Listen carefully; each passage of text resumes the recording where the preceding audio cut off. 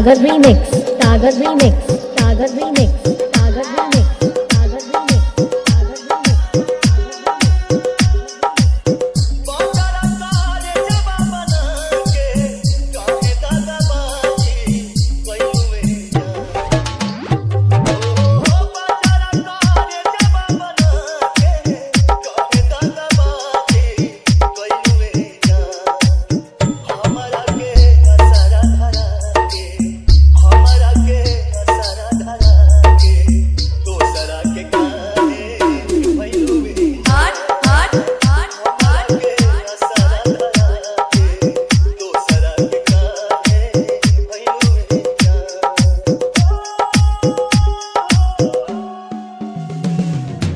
जब चोट उसको लगे ना, दर्द आपको हो, जब आंखों में से आंसू उसके आए और दिल भारी आपका हो जाए,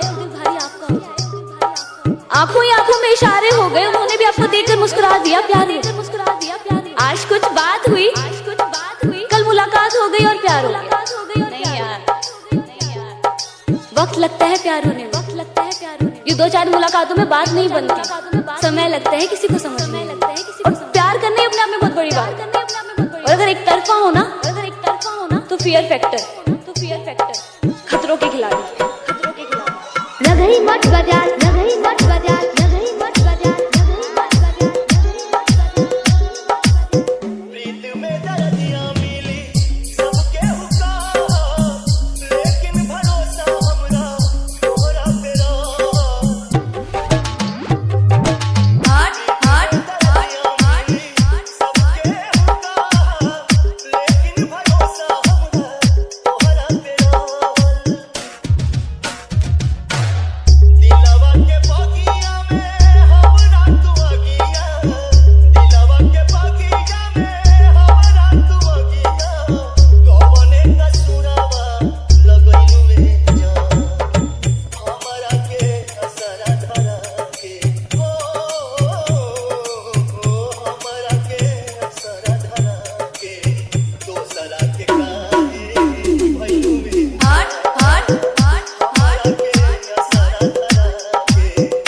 सागर रीमिक्स, सागर रीमिक्स, सागर रीमिक्स, सागर रीमिक्स, सागर रीमिक्स, सागर रीमिक्स। उस अकेली अंधेरी रात में, उस अकेली अंधेरी रात में तन्हा लम्हा बिताना मुश्किल सा हो जाता है।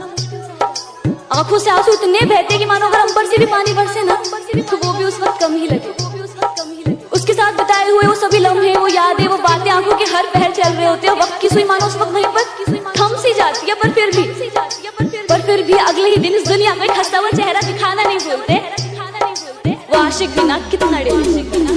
लगई मत बजा, लगई मत बजा, लगई मत बजा, लगई मत बजा, लगई मत बजा।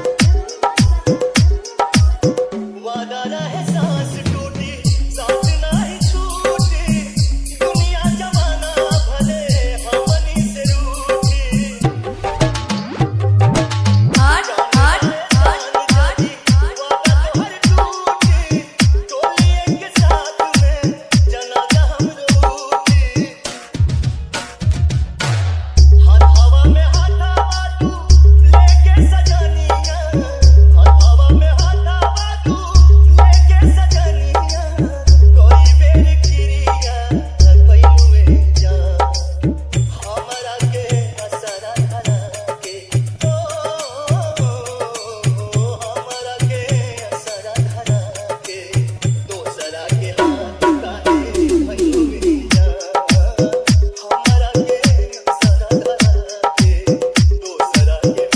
सागर रीमिक्स, सागर रीमिक्स, सागर रीमिक्स, सागर रीमिक्स, सागर रीमिक्स, सागर रीमिक्स, सागर रीमिक्स, सागर रीमिक्स, सागर रीमिक्स, सागर रीमिक्स, सागर रीमिक्स।